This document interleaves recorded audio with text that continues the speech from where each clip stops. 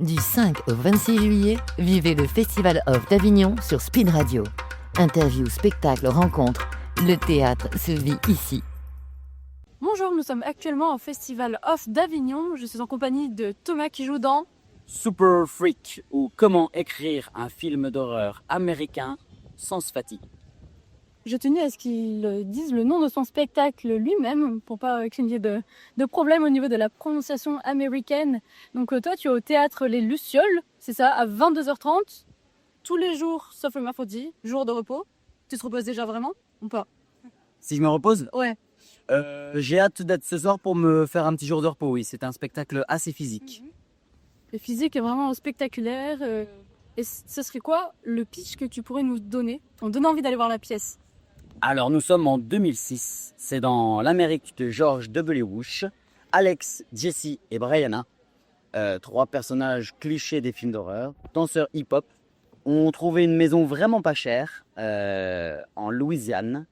Ils sont accueillis par un Amish aux allures de revenants qui n'a qu'un seul but, nourrir le monstre qui se trouve dans la cave de la maison. Est-ce que le monstre est présent sur scène? Le monstre est présent sur scène, mais d'une manière assez particulière, oui. Est-ce que le monstre fait peur? Le monstre ne fait peur, mais il a une forme particulière, encore une fois. D'accord, je ne vais pas trop en dire alors dans ces cas. Parce qu'il s'agit d'un spectacle rigolo, il faut le dire quand même. Ah oui, c'est un spectacle, c'est un hommage et une parodie sur les films d'horreur, mais c'est surtout un tutoriel d'écriture.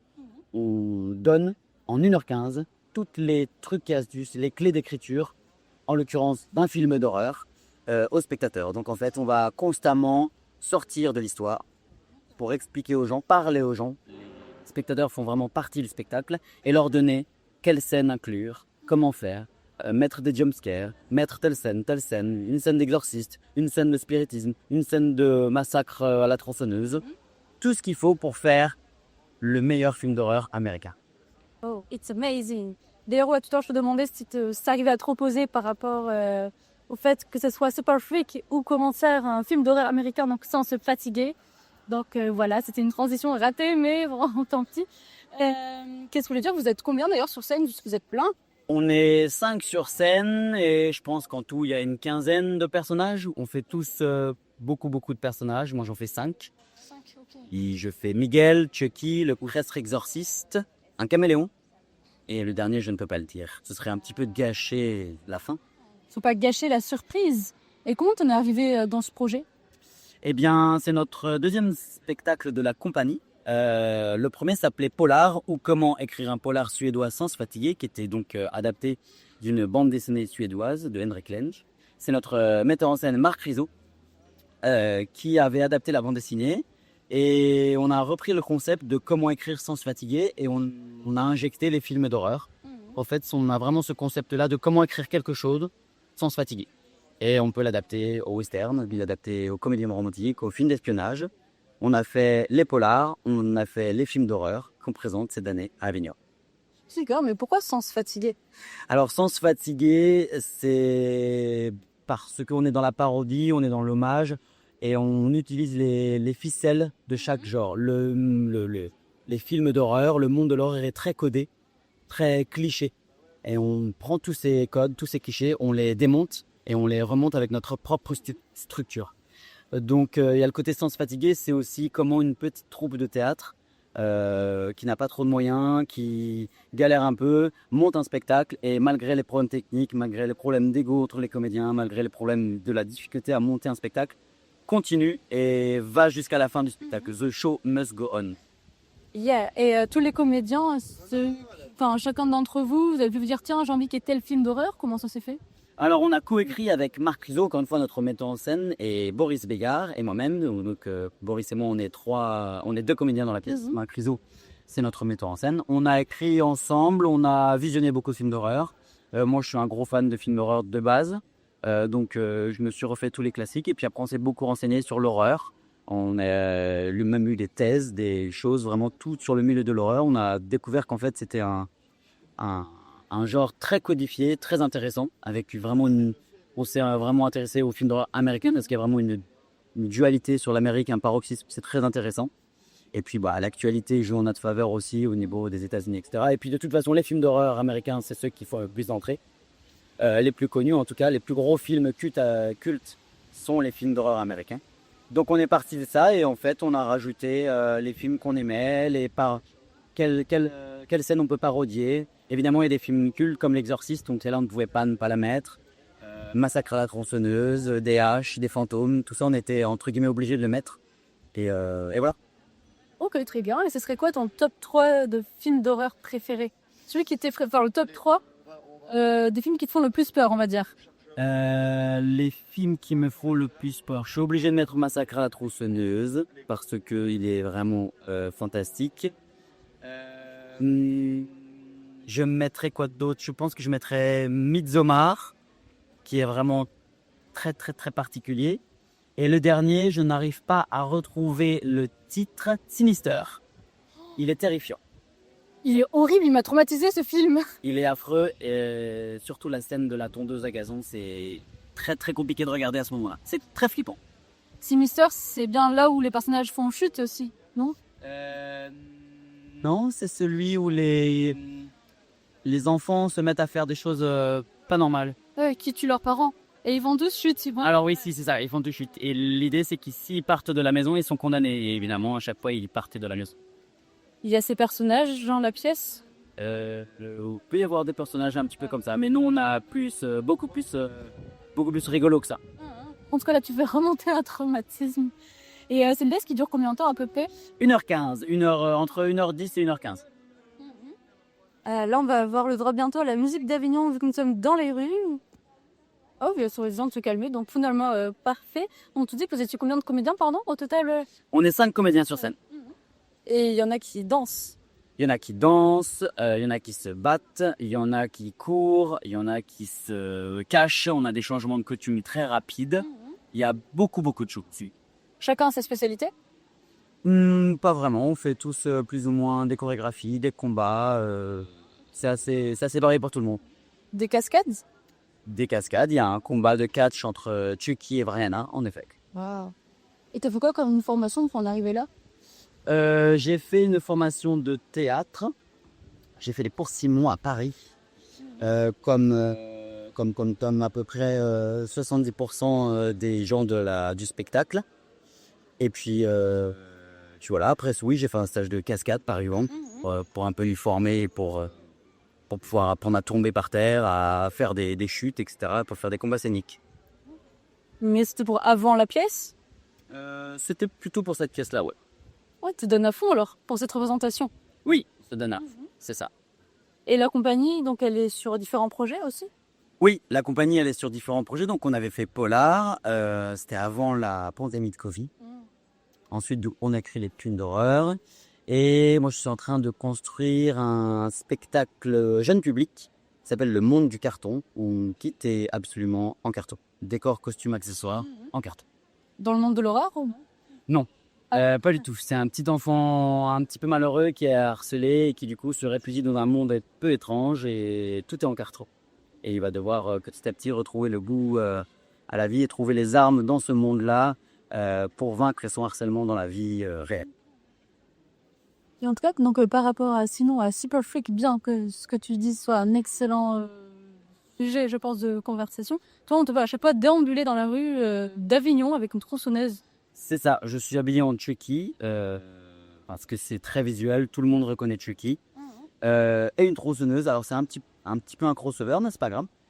Donc je me balade avec ma tronçonneuse, mon enceinte, et on met des musiques de films d'horreur, et je danse, je brandis ma tronçonneuse, je fais un petit peu peur, et puis ça permet de parler aux gens, ça les fait sourire, et puis on entame les conversations, puis on leur présente notre spectacle.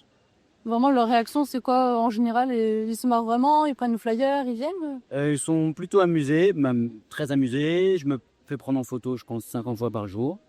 Et puis ils sont surpris, ils disent tiens, il y a Chucky. Et ils se disent qu'est-ce que Chucky fait là? Et du coup, on leur explique que on est sur les films d'horreur. Ils disent ah d'accord, je comprends mieux. C'est excellent pour la com. Ça marche bien. On a un spectacle très visuel, donc en fait, oui, le tractage est assez rigolo à faire, oui. Et il y a d'autres personnages comme ça qui déambulent un peu partout? Oui, on a un alligator. Parce qu'il y a un alligator dans la pièce, parce que ça se passe en Louisiane. qui se fait courir après le tueur de la pièce, Ézéchiel, qui donc poursuit à la hache. Et l'alligator se cache entre les terrasses, entre les tables. Et Ézéchiel passe après en disant vous avez vu passer un alligator, et les gens le dénoncent ou le dénoncent pas. Et donc on fait on déambule comme ça, on lui court après avec la pourcenneuse et la hache pour essayer de choper notre alligator. Moi je suis aussi en prêtre exorciste, je suis le père Thomas, donc je dis aux gens que je vais pratiquer un exorciste tous les soirs à 22h30. Ils sont un peu surpris, ils sont un peu amusés. Tu fais pas de démonstration dans la rue? Non, on ne peut pas de démonstration dans la rue. On a besoin d'une chèvre, d'un sacrifice, d'une hache, ça serait un peu compliqué. Et d'ailleurs, à partir de quel âge on peut venir voir la pièce? À partir de 10, 11 ans, il n'y a pas de problème. Avant, c'est peut-être un petit peu tôt, parce qu'on a quand même sur les films d'horreur et le concept de meurtre, donc même si ça reste tout public, parce que c'est une parodie, un hommage, et puis tous nos membres découpés sont en peluche ou en tissu, donc il n'y a rien d'ultra violent. Mais je dirais à partir de 10 ans. 10 ans, c'est bien. Et c'est idéal même pour les passionnés de films d'horreur. Là, c'est la pièce à ne pas rater. C'est la pièce à ne pas rater pour les passionnés d'horreur, tout à fait. Et c'est comme pour le premier spectacle polar, en fait, ce sont des spectacles qui sont remplis de références. Et on s'est aperçu que le public adorait reconnaître tel film ou telle scène ou telle réplique culte ou telle musique ou telle chose. Et souvent, les gens sortent du théâtre en disant « Ah là, j'ai reconnu ». Et ça fait vraiment plaisir aux gens. Est-ce que des fois, des gens reconnaissent certains films alors que de base, je t'ai pas vu? Oui, ça a pu arriver. On me dit « Ah, c'est tel film ». On dit « Bah oui » et non. Alors, tu mens au public? Non. Est-ce que le spectacle a évolué depuis son commencement? Oui, on l'a écrit pendant le premier confinement et on est en écriture en fait depuis 5 ans. Alors évidemment pas tous les jours, mais on l'a joué une première fois. Il y avait des choses qui n'allaient pas ou qui nous plaisaient plus, donc on a réécrit. On l'a joué ensuite à la Gaîté Montparnasse, on a fait un showcase. Pareil, on a dû réécrire, etc., etc. Et là, on a été prêt à Avignon, donc on est reparti en réécriture. Mais c'est ça qui est agréable d'être auteur de la pièce, c'est qu'on fait ce qu'on veut et c'est constamment en écriture, constamment en mouvement. Et il y a plein de choses aussi qu'on écrit en répétant, en trouvant des choses. On aime beaucoup aussi, même ça peut être des moments passés ensemble, ça peut être des conflits, ça peut être des choses qui nous font marrer. Et on se dit, tiens, on la met dans la pièce et si ça colle, on la met. Et il y a combien de références approximativement? Des centaines? Impossible à dire. Chaque réplique est à peu près une référence. Il y a vraiment énormément de choses. Il n'y a pas que des films d'horreur non plus. Enfin, mon personnage de Miguel au début qui rentre en retard dans la pièce, c'est le personnage dans Coco, le dessin animé. C'est Miguel qui est parti du Mexique et qui vient avec sa guitare, qui va se faire tuer à la hache très vite. Il y a plein de références, il y a plein de phrases un peu cultes par-ci par-là. J'imagine même pas tout le travail que ça a dû demander. C'est combien d'années de rodage en plus ou moins temps ça s'est fait? Eh ben, ce spectacle, il a 5 ans maintenant parce qu'on l'a écrit pendant les confinements. Là, on le joue. On avait pu le jouer 4 fois en tout avant. Et puis là, on le joue à Avignon et on se rôde au fur et à mesure. Et puis voilà. Donc oui, ça un spectacle qui commence à avoir 5 ans. Ouais. Et tu disais tout à l'heure, tu avais pu le jouer à Paris, aux alentours, c'est ça? On l'a joué à Levallois 3 fois et ensuite on l'a joué 1 an plus tard à la Gaîté Montparnasse, à Paris.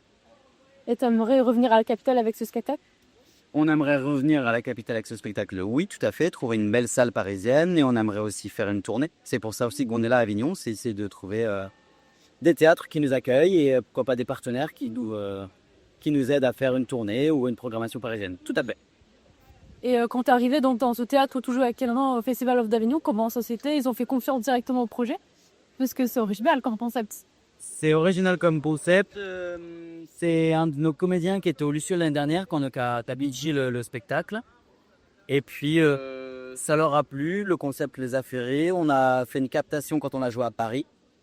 Et puis ils ont regardé la captation, ils se sont dit c'est complètement barré votre truc, venez. Ils ont dit par contre c'est le créneau de 22h30, on dit nous c'est parfait puisque c'est les films d'horreur, c'est la nuit, c'est la dernière séance, c'est très bien. Et c'est parti, donc je pense qu'au début ils savaient pas trop et puis ils sont venus très vite et ils ont dit que c'était explosif, que c'était très fun, que c'était n'importe quoi et que c'était déjanté, donc nous c'est parfait, on est très bien là-bas. Bah ouais, c'est parfait. Hein. Et des fois le public, est-ce qu'il vient déguisé?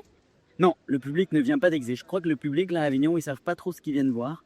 Parce qu'ils m'ont vu dans la rue avec Chucky, avec la tronçonneuse, ils ont vu un alligator. Et puis bon, il y a de la tectonique de notre spectacle, il y a plein de choses qui sont très absurdes. Donc je pense qu'ils se demandent ce qu'ils voient. Et très vite ils comprennent que c'est un tunnel de fun pendant 1h15. C'est très explosif, c'est très rythmé. Il n'y a pas le temps de trop réfléchir. On n'a pas le temps de s'endormir, même si c'est à 22h30. Je pense que c'est pas possible de se dormir. Même au niveau du son, il y a beaucoup de sons, beaucoup de musique, beaucoup de choses de musique d'ambiance. Petit bisou à Renaud Châteauroux qui nous a fait les musiques par exemple. Donc oui, il y a plein de choses, plein de top lumière, plein de top sons, plein de top chorégraphies, de combats, de plein de sortes. Il a fait la musique exprès pour la pièce. Il a fait la musique exprès pour la pièce. Il a fait la musique, il a fait aussi toutes les ambiances sonores, les jumpscares, les grincements de porte, les rires, tout ce qui est ambiance de film d'horreur, c'est lui qui a tout. Il y a du faux sang qui gicle aussi sur scène. On n'a pas de faux sang. Non, non. Du vrai, oh non. Non, pas de vrai sang non plus. Non, non, on reste assez sobre. Quand on découpe à la tronçonneuse un corps, c'est en doudou, c'est en tissu, c'est rembourré avec de la mousse, c'est assez gentil. Et il y a plein de décors. Il y a des décors, il n'y a pas plein de décors. En termes de costumes, comme il y a... Il y a beaucoup de costumes et il y a surtout beaucoup d'accessoires. Les décors, il n'y en a pas trop, il y a des choses, bien sûr. Pardon, décor, je voulais dire accessoires, je suis désolée. Accessoires, il y en a énormément, il y a énormément de choses. Vraiment, qui font référence à tout plein de films. Référence à tout plein de films, il y a beaucoup de costumes parce que notre tueur dans la pièce, sa façon de tuer les gens, c'est de se déguiser. Donc il se déguise en Ronald McDonald, il se déguise en Jason de Vendredi 13, il se met des sacs sur la tête, des masques, et il fait que se déguiser. Et puis on a tous plein de personnages. Moi je fais aussi beaucoup de personnages. Je fais le personnage de Chucky, le prêtre encore une fois, etc. Donc il y a plein de changements de costumes, plein d'accessoires. Il y a un personnage que tu préfères jouer? Non, j'aime tous mes personnages de manière égale parce qu'ils ont tous vraiment une raison d'être là. Donc non, j'aime vraiment tous mes personnages. Après, je dois dire que faire la scène d'exorciste qui est assez rock'n'roll m'éclate toujours énormément. Mais non, j'ai pas de personnage pour faire. Il y en a bien où toi t'amuses plus que d'autres, non? Non, il m'amuserait. Ah, même toi? Autant. Ouais. Bah, tous les personnages sont extrêmement fun, alors bah super. Est-ce qu'il y a un élément sur lequel t'aimerais rebondir ou appuyer davantage? Bah non, merci beaucoup, je pourrais avoir tout dit. Venez nombreux au Luciole pour découvrir Super Freak ou comment écrire un film d'horreur américain sans se fatiguer. Au Festival of d'Avignon, 22h30, donc le théâtre Pixel, comme vient de le dire, la salle Fleuve. Il y a des Lucioles. Il y a des Lucioles. Et tu tues les lucioles? Donc, non. Non, on tue pas les Lucioles. On est gentil avec les lucioles. Oui, ils sont gentils avec lui. Bah, très bien, bah, merci beaucoup. En tout cas, allez-y, que vous soyez passionnés par les films d'horreur ou juste parce que vous avez envie de rigoler avec ces sujets-là. Passez une bonne journée à vous tous. Et merci beaucoup Thomas. Avec plaisir, merci à vous. Cet été, vivez le Festival d'Avignon avec Théâtre et Spectacle de Paris. Le magazine incontournable pour ne rien manquer de cette folle aventure théâtrale. Sélection de spectacles éclectiques, reportages exclusifs, interviews coup de cœur. Des pièces qui font rire, vibrer, réfléchir et surtout rêver. Un numéro spécial disponible tout au long du festival pour vous guider au cœur de la plus belle scène vivante du monde. Et à la rentrée, on prolonge le plaisir avec une sélection parisienne pleine de surprises. Retrouvez Théâtre et Spectacle de Paris dans vos théâtres préférés et laissez-vous porter par la magie du spectacle vivant.